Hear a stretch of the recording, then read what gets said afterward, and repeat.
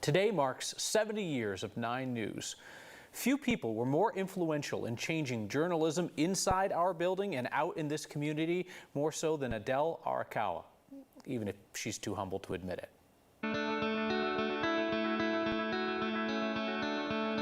I don't consider myself a pioneer. There were many other women who came in this industry long before I did.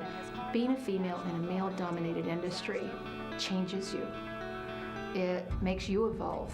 It makes you think that you have to be somehow better in many ways to be able to prove yourself. Looking back 45 years ago, women only comprised roughly 30% of the industry, and I did set out to change that. Women need to be in this business. Women need to kind of make inroads here, behind the camera, in front of the camera. I wanted to be a photographer. I did. So I schlepped around a TK-76, which was a heavy camera attached to this huge tape deck.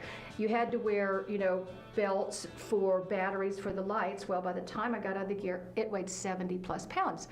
I didn't weigh much more than that, so I couldn't carry the gear. Well, I never really intended to be in front of the camera, but once I got there, I tried to embrace it. I was hired with one, I hope because of my ability, but the other factor was that I was a woman. I never thought about gender that much here. Previously, I did. How Chicago is meeting the challenge. I worked at WBBM in Chicago, and I replaced a male anchor who was working with a male anchor. So it was a male anchor team. From Colorado's news leader.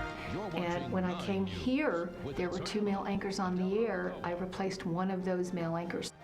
I was fortunate to be in the business at Channel 9 when I was, and I never lose sight of that. It was truly a positive experience that I will never forget.